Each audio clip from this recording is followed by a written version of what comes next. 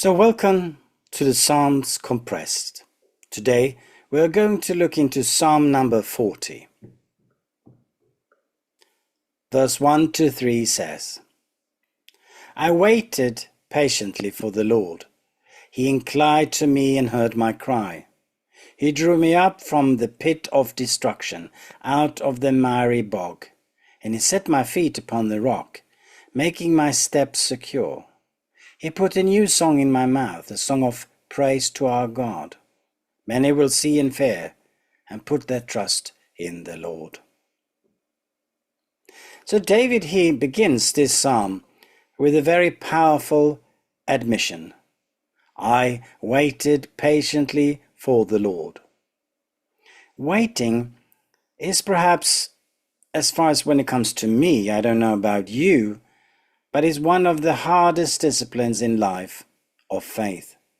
We are often wired for action, resolution, and speed, but spiritual maturity is developed in the waiting rooms of our lives. And I think that is so true. But again, I had to admit that it's so hard to wait. I mean, how many of you love to stand in the line and waiting? How many of you love to call like customer service and wait for an hour in the phone? But in the scriptures, we are told several times that the patience is a virtue. David, he doesn't say how long he waited here. He simply says he waited patiently. The Hebrew phrase implies a confident, hopeful expectation, not a passive resignation. And he believed that God would act. The result? Well, it says, he inclined to me and heard my cry. I mean, what a beautiful image. The God of the universe bends down to listen to our prayers. He is not distant. He is not disinterest. He hears our prayers. Then God acts. David describes being lifted from a pit of destruction and a miry bog. And these phrases depicts despair, confusion, and entrapment, moments when life feels out of control. God doesn't just lift us up and out. He sets our feet on a rock, giving us security but also direction.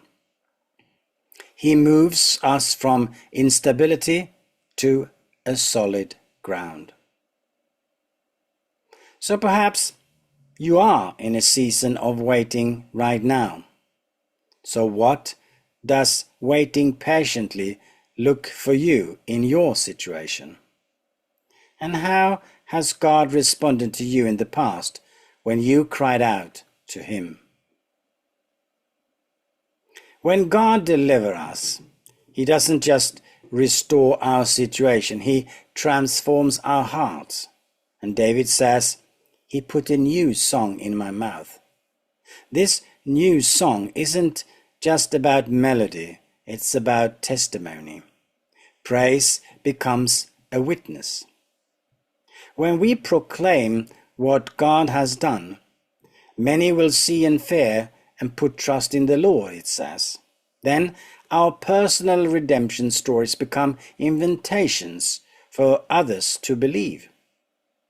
God's faithfulness in your life may be the spark that leads someone else to deep faith. So, a lot of questions perhaps, but what is this new song that God has given to you recently? And how might you share your testimony in a way that points others to trust in God? And talking about songs, do you know the, I would say rather famous song called 40 by the group called U2?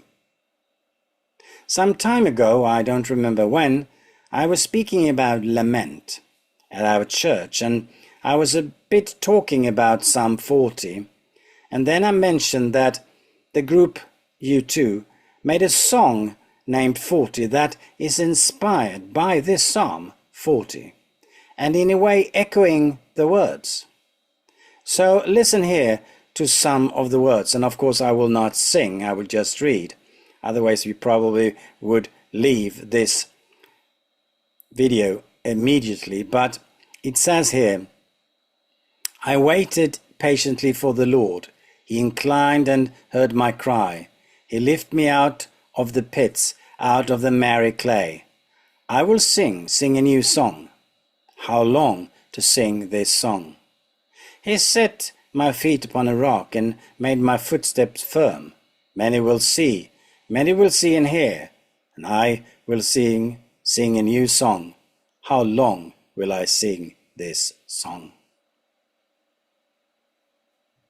Verses 4 says, Blessed is the man who makes the Lord his trust, who does not turn to the proud, to those who go astray after a lie.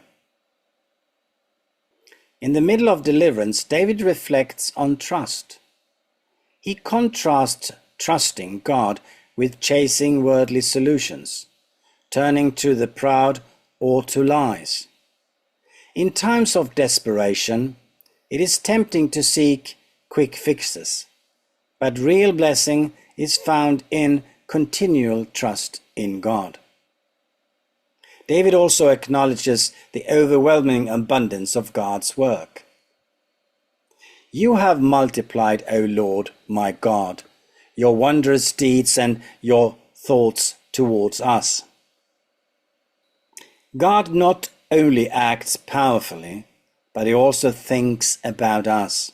The creator of the universe has intentionally cared for you. Can you pause for a bit and write down 5 wondrous deeds that God has done in your life? Can you do that? I think it is very interesting to see what he has done in your life. Then further on, in verse 6 to 8, David makes a surprising statement, especially in verse 6. It says, In sacrifice and offering you have not delighted, but you have given me an open ear. Obedience, not ritual, is what God desires. God is not impressed by religious performance. He wants surrendered hearts. And David, he goes on further. I delight to your will, O my God. Your law is within my heart. This is deep obedience, springing from delight and not duty. When God's law is within, obedience becomes a joyful expression, not a burdensome task. And I think this passage prophetically points to Christ, who would embody this perfectly. And look for that in Hebrews chapter 10 and verses 5 to 10. But David, he can't stay silent. He says further on from verse 9 to 10, I have told you the glad news of deliverance. I have not restrained my lips. I have not hidden your deliverance. I have spoken of your faithfulness and your salvation. When you have experienced God's grace, it naturally overflows. Testimony, it isn't just a private moment, it is a public declaration. David is modeling evangelism rooted in gratitude. This is not about performance, but passion. When the gospel becomes real in our lives, we won't be able to not talk about it. Even after praising God for past deliverance, David, he returns to prayer. As for you, O Lord, you will not restrain your mercy from me. Past help doesn't mean current ease. David is still facing trouble. Evil have encompassed me. My heart fails me. But he continues to trust in God's unchanging character. He prays for God to deliver him, and he ends with a humble and very hopeful cry. As for me, I am poor and needy, but the Lord takes thought for me. You are my help and my deliverer. Do not delay, O my God. This psalm begins so powerfully and also ends powerfully with waiting. That's the rhythm of a life of faith. We wait, and then God delivers. We praise, and then we wait again, each time with a deeper trust. Amen.